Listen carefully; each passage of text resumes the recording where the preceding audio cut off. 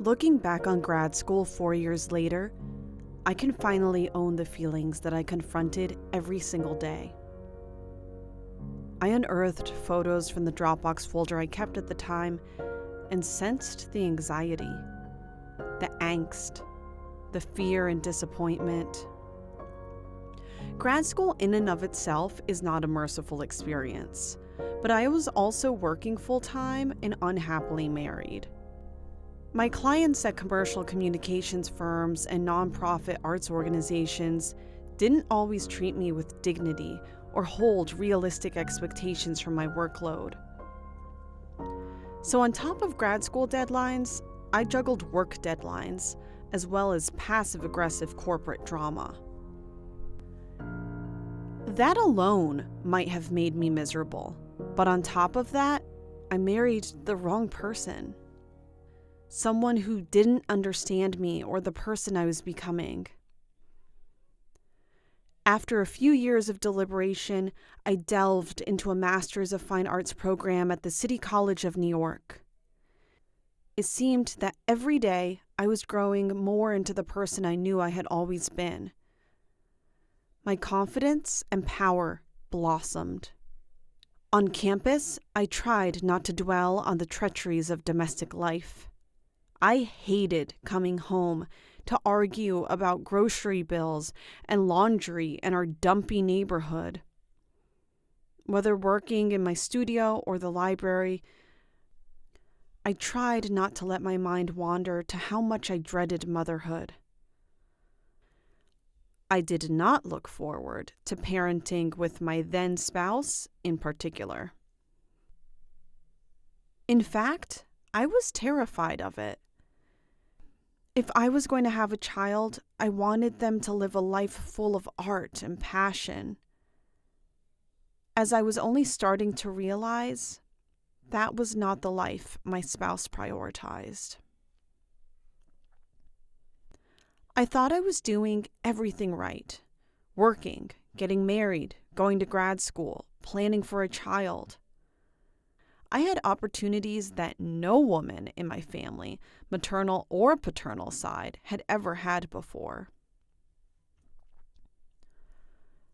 In reality, I just wanted to be an artist and focus on my creative projects. All other choices I made then came from a sense of obligation, the pressure to be the perfect, high-achieving daughter. I lived too much for praise, accolades, and validation. It took me longer to understand emotionally what I already knew intellectually. Perfection doesn't exist. There is no one right way to live. There is only recognizing one's true self and being completely honest while trying one's best to live in a way that aligns with that true self. I was not honest about who I really was because I did not know how to be honest. Being honest scared me. I worked very hard in grad school. I still feel overwhelmed by everything I produced and accomplished during that time. I see now how my anxiety manifested in my creations. I see the panic reproducing in multiples of objects and digital experiments. I couldn't stop with just one. I needed a distraction, a delay, a way to make the most of the time I had, blissfully sequestered at school. I did not look forward to graduation because graduation meant conforming to the lifestyle my ex wanted. Instead of going home immediately after class like many of my classmates, I often would stay on campus. It delayed marital confrontations for a little longer. One way I used to pass the time was by escaping to the Garden of Grotesques. Grotesques are similar to gargoyles, but lack a waterspout.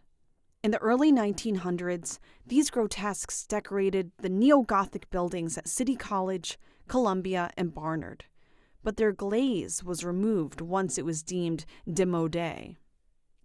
With the glaze removed from these terracotta statues, they were no longer weather-resistant. Once they became waterlogged, they started to fall off of their buildings. A Barnard student was hit and killed by one. After that incident, Barnard, Columbia, and City College removed all of the gargoyles and grotesques. Yet, as a public school, City College, unlike the other two institutions, didn't have the resources to put the statues in campus museums or archives.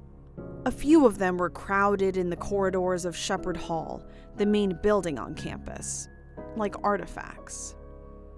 But it appears that the bulk of them were dumped behind the college's architecture school, at the edge of the parking lot. In March 2023, I returned to campus because I was involved in a tribute for a professor who passed away during the pandemic. I could not help but pay the grotesques a visit. They remained uncovered and unprotected in any way. And more than ever, they remind me of headstones and thus death. Death of an architectural era, as well as the death of my marriage. That may sound sad, but I find it more hopeful. Now the grotesques remind me of what I left behind and who I am now, 4 years later.